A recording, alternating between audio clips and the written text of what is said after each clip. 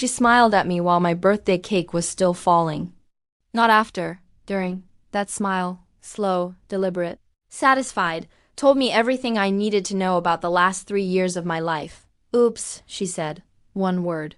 And in that moment, standing in my own kitchen in my own home, on my 72nd birthday, I felt something shift inside me that has never shifted back. Because that cake wasn't just flour and sugar and cream cheese frosting. That cake was Harold. My Harold, who had been gone 3 years, who had taught me the recipe, who had stood at that very counter with me for 41 years making it together. And she knew that. She absolutely knew that. Here's what she didn't know. She didn't know I had been ready for this moment for 8 months. She didn't know that while she was making her plans, I was making mine. She didn't know that the quiet old woman she had been slowly, methodically trying to erase had been watching every single move she made and writing it all down. If you've ever been dismissed in your own home by someone who smiled while they did it, stay with me. Because this is the story of what happens when a woman who has been gentle her whole life finally decides that gentle is a choice, not a requirement. My name is Margaret Ellen Calloway. I am 72 years old. I live alone in the house on Birchwood Lane where I raised 3 children and buried a husband and planted a garden every spring for 40 years. I am not dramatic. I am not vindictive. I am not the kind of woman who makes scenes. At least I wasn't, until Serena. Let me tell you about Serena. My son James married her in 2007. She was sharp and stylish and she came from money. Her father was a corporate attorney. Her mother had never worked a day in her life, and she had a way of walking into a room that made you feel like she was scoring it against rooms she had seen before. In the early years, she was pleasant enough. She called on birthdays. She brought nice wine. She complimented my cooking with the specific kind of enthusiasm that made you feel both flattered and faintly patronized. I told myself that was just her manner. I gave her the benefit of the doubt. I gave her the benefit of the doubt for a very long time. That was my first mistake. Harold died in March of 2019. He was 68 years old. Parkinson's disease had taken 5 years to take him, and I had spent every one of those years by his side. We closed our landscaping business together. I became his caregiver. I reorganized our entire life so that he could die at home in our bed with dignity. He held my hand when he went. After Harold died, the house got very quiet. James and Serena lived 40 minutes away. My daughter Claire was in Portland. My youngest, Thomas, was in the city. I grieved. I walked every morning. I planted things. I started doing some bookkeeping consulting for local small businesses because I needed my mind occupied and because I had 20 years of financial management experience from running the landscaping business, and it turned out people needed that. I was rebuilding. Quietly, the way I do everything.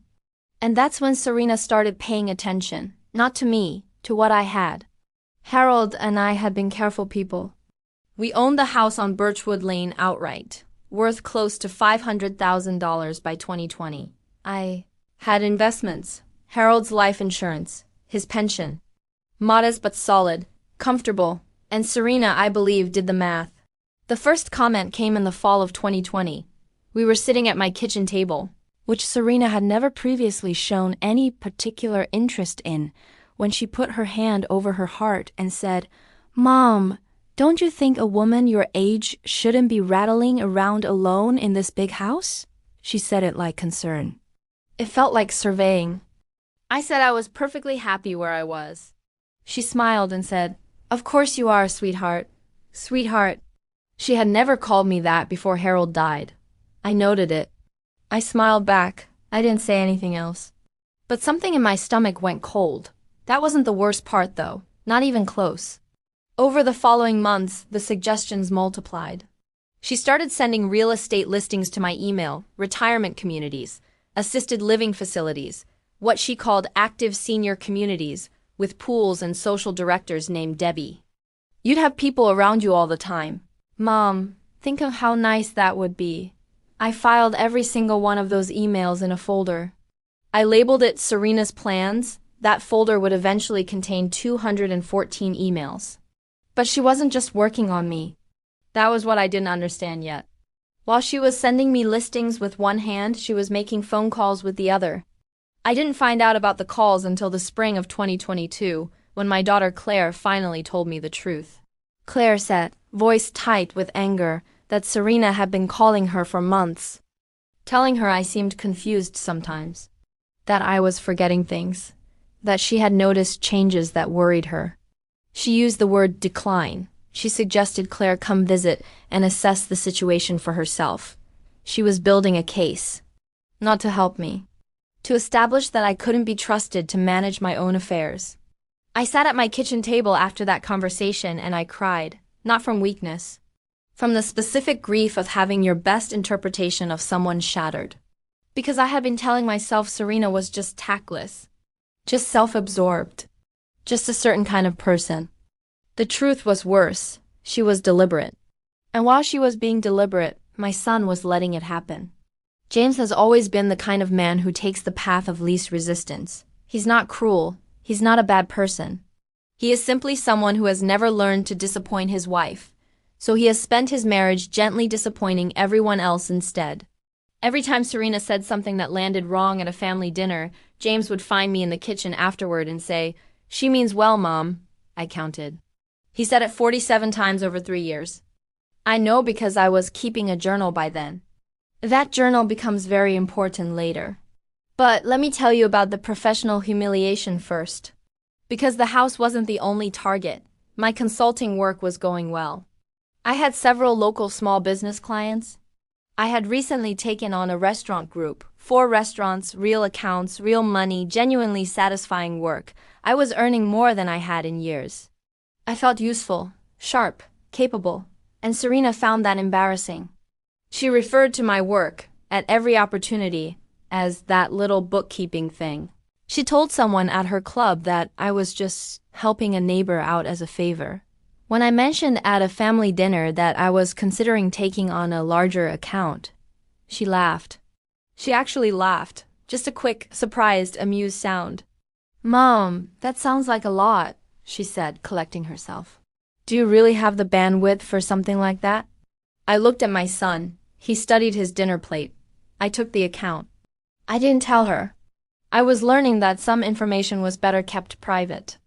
Because something she didn't know, and couldn't know yet, was that I had already started doing more than keeping information private. I had started building. In February of 2022, after Claire told me about the phone calls and the word decline, I called my attorney. Patricia Cho had handled Harold's estate for years and I trusted her completely. I brought her my journal. I brought her the folder of 214 emails. I brought her every detail I could document. Patricia listened to all of it and then looked at me directly and said, "Margaret, you're not confused, you're not declining, and you are not without options." That was the moment the grief in my stomach became something else. Something quieter and more precise. She connected me with a specialist named Dr. Brennan who studied elder financial manipulation in family contexts. He reviewed my documentation and was quiet for a moment and then said very calmly, "Mrs. Calloway, you haven't been paranoid. You've been accurate." He told me there was a name for the pattern Serena had been running. Asset isolation strategy. Undermining competency perception. Relocating social authority. Applying repeated pressure on property. He said I had documented it unusually well. I had not been imagining it. I had been right. And now I was going to be ready. I updated my will. The house on Birchwood Lane went to Claire and Thomas. I established a trust with a third-party trustee and provisions requiring 2 independent medical evaluations before anyone could challenge my decision-making. And then I did the thing I am most proud of. I went to a clinic and had a full comprehensive cognitive assessment done. Not because I thought there was anything wrong with me. Because I wanted documented proof that there wasn't. I wanted a record. The results were excellent. The neuropsychologist noted that several of my scores were in the top percentile for my age group. I had the results notarized. I sent a copy to Patricia. I kept one in my fireproof safe. And I mailed one, via certified letter, directly to James, not to Serena. James. With a note that said simply, "I wanted you to have this in case anyone ever has questions about my mental capacity. Love, Mom." He called me the next day. "Mom, no one is questioning your capacity." "Of course not," I said pleasantly. This is just for my own records. There was a long silence. Did Serena say something to you? He asked. She's always been very thoughtful about my well-being, I said. And I left it exactly there. He knew. He just didn't know what to do with knowing. That was his problem to solve, not mine. Because I had my own work to do. Here's where it gets good. But first, you need to understand what she did next, in the months before my birthday. Because what happened to that cake was not an isolated incident. It was the culmination. Let me tell you about the dinner table. Serena had, over 3 years, successfully relocated every family holiday from my home to hers, not all at once. First one Thanksgiving, then a Christmas Eve, then Easter, then all of them. Each time there was a reason that sounded reasonable. The kids have school the next morning. My parents are coming in from Greenwich. I already ordered the food. Reasonable reasons that added up to one result. I was no longer at the center of my own family. I was a guest. And Serena treated me accordingly.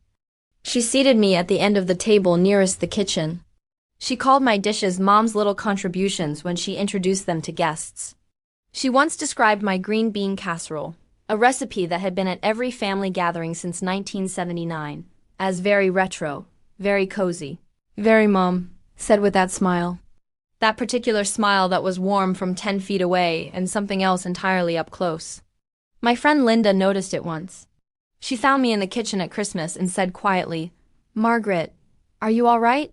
"I'm wonderful," I said. I was not wonderful. But I was building. That's the part nobody could see yet. I want to tell you about a woman named Diana Marsh. Diana's cousin was one of my consulting clients. And in the spring of 2022, she reached out to me. She ran a marketing firm.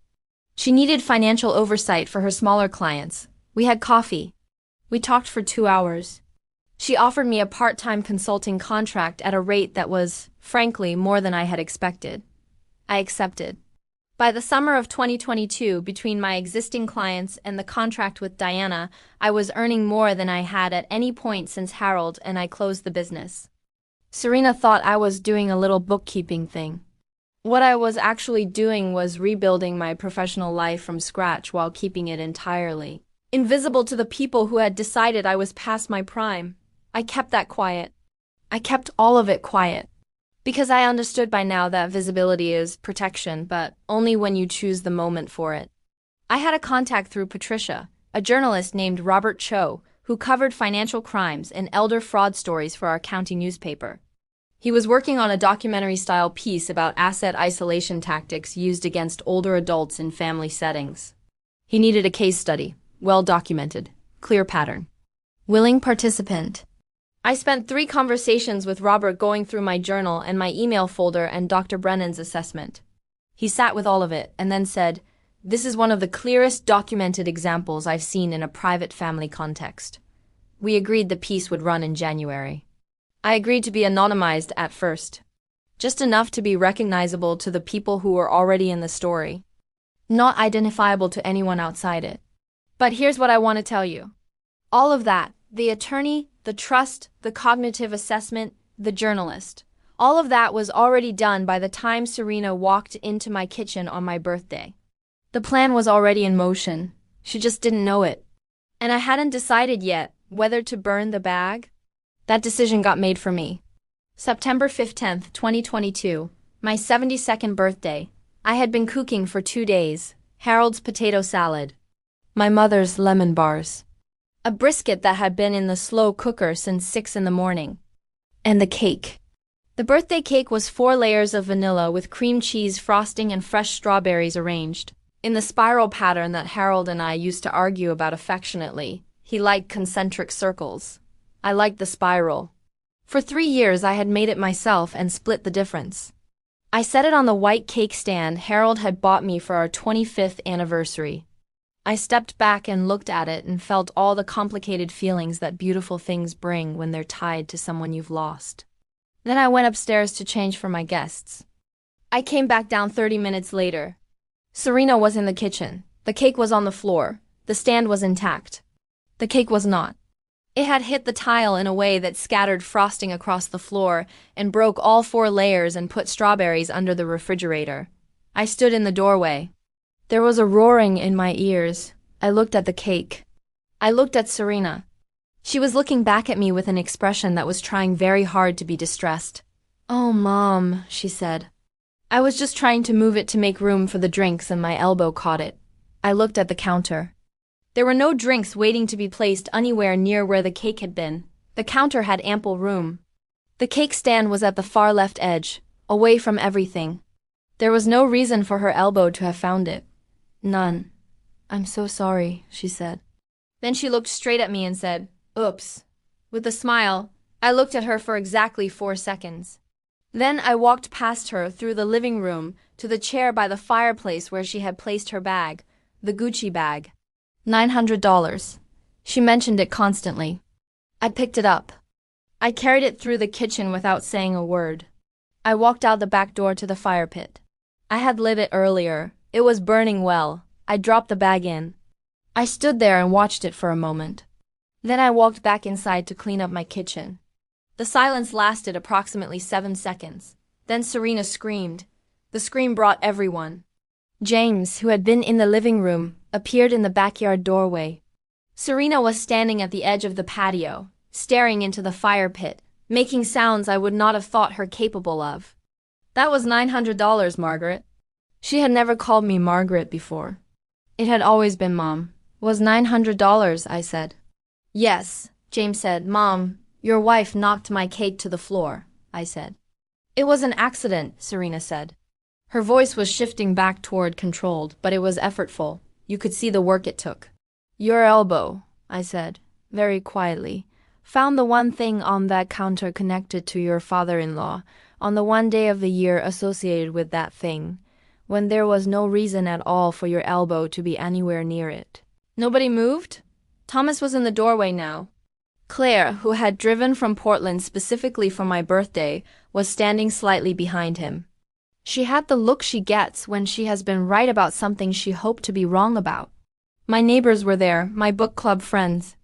All the people who loved me, all of them watching. Serena opened her mouth. Closed it. "I'll pay for the bag," James said. "Yes," I said. "You will. And I'm sorry about the cake," he said. "Your wife said oops," I said. The silence after that was a different kind of silence. Thomas made a sound. Not quite a laugh. "I think," I said, turning to my guests with a warm smile, "that the brisket is ready. Claire, will you help me find something sweet in the kitchen?" I walked back inside. I did not look at Serena. I had said everything I needed to say. The rest of my birthday was genuinely lovely. We found ice cream. We found fruit. We improvised. Thomas sat beside me at the table and held my hand and said quietly, "I'm sorry about the cake, Mom." "The cake was beautiful while it existed," I said. He held my hand tighter. Serena sat at the far end of the table and was very quiet. James was attentive to me in the way men are when guilt needs an outlet. He refilled my water glass 4 times. I was kind to him. He didn't deserve coldness. He deserved honesty, which is different from coldness, and which was coming. Just not yet. After the guests left and Claire and I were sitting in the living room with tea, she asked me what was really going on. I told her about the journal. I told her about the emails. I told her about Dr. Brennan and Patricia and the cognitive assessment and the trust. I did not tell her about Robert Cho yet. That felt like information that needed protecting a little longer. She put down her tea and stared at the floor for a moment. "Mom," she said, "what do you need me to do?" "Nothing yet," I said. "Trust that I have a plan. Claire knows me." She said, "Okay, that is one of the things I love most about my daughter." The plan entered its next phase in October. Serena, sensing that the equilibrium had shifted after the birthday, became more aggressive. She found a listing for a senior community, nice cottages, fitness center, organized activities, and sent it directly to me with a note that said, "Mom, doesn't this look wonderful? I think you'd love it." I looked at the fine print. The cottages started at $250,000. Monthly fees of $4,000. Life estate contract that reverted to the community upon death. An expensive place to live that would leave nothing for my children. I forwarded it to Patricia. Then I sent Serena a note. "Thank you for thinking of me. I'm happy where I am." She didn't respond. But she also didn't stop. What I didn't know, what I found out later, in pieces, was that in November she went back to James with the house idea again. More urgently this time. James told me this eventually, in one of our later conversations, with the particular shame of a man recounting something he should have stopped sooner. She had presented a financial case, property values, my age, the cost of upkeep. She talked about it as though the house was already an inheritance that hadn't been claimed yet. As though I were a variable in an equation rather than a person in a home. James listened. He didn't say yes. But he didn't say no firmly enough. And that is the thing that hurt most, if I'm being fully honest. Not Serena. Serena was what she was, James knowing and not stopping it clearly enough. That was where the real wound was. But I had made my legal arrangements. I had protected myself. James's comfort or discomfort with confronting his wife was going to have to be his own journey. I had enough to carry. December was quiet.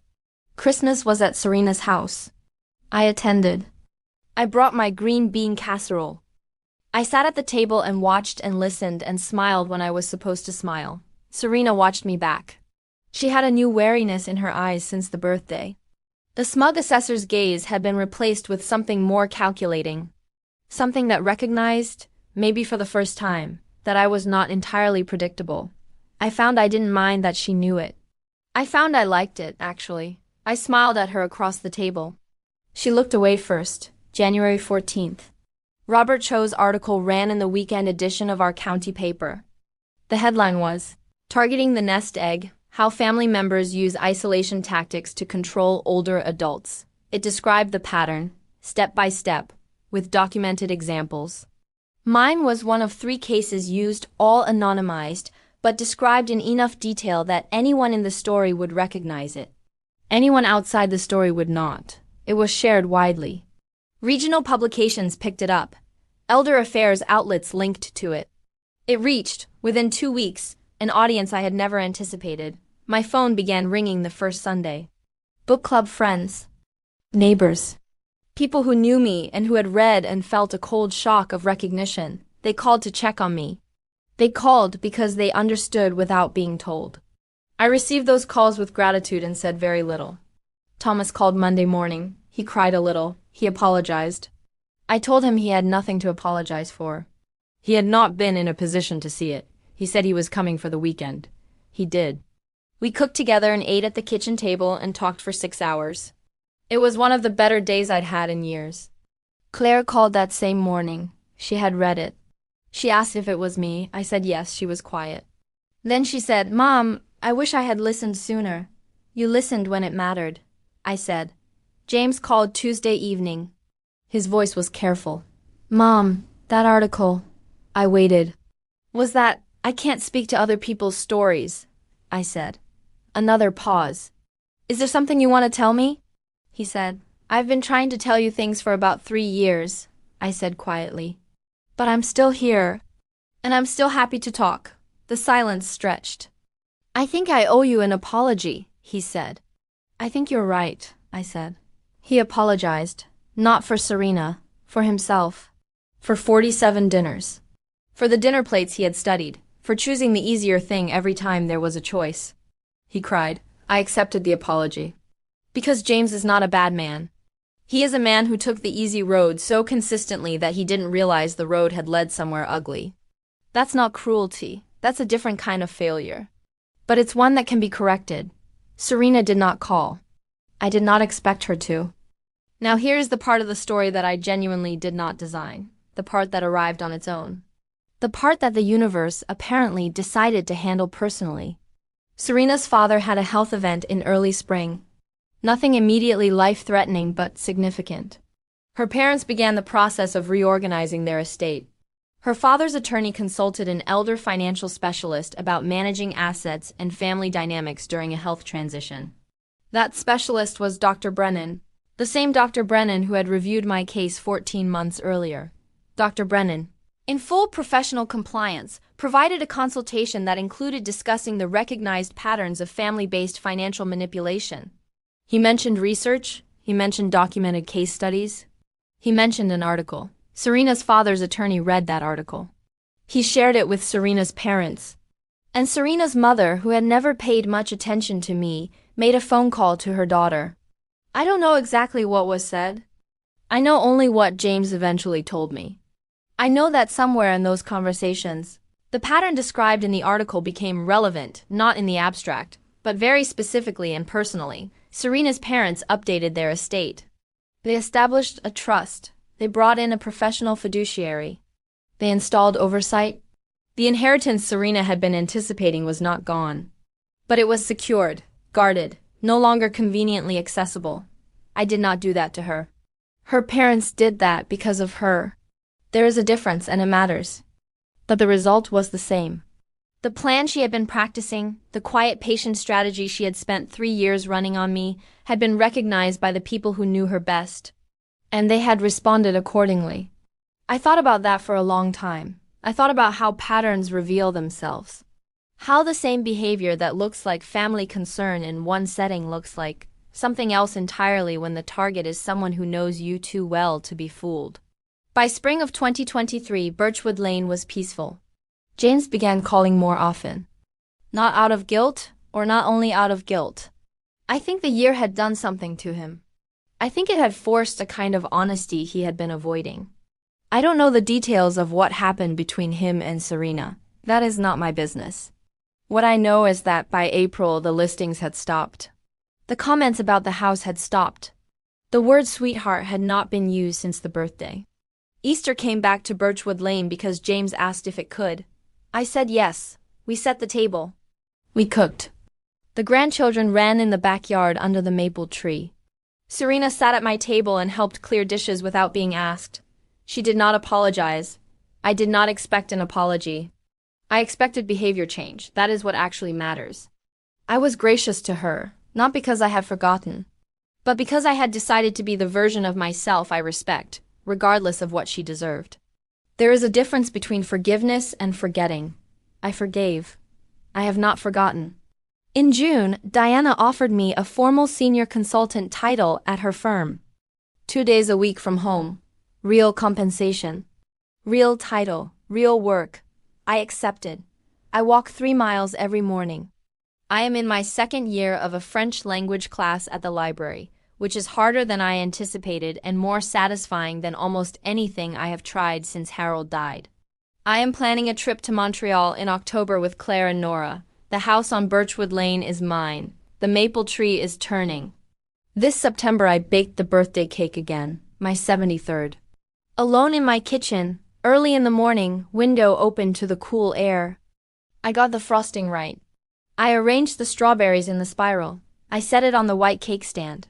And I stood there and looked at it and felt Harold close. Not grief exactly. Just presence. The quiet, steady sense that he was still here in every recipe card, and every morning walk and every decision I had made to protect what we built together. Then my guests arrived. Claire and her family. Thomas and the woman he's seeing, who already calls me the woman who runs this family, and means it as the highest possible compliment. James and the grandchildren.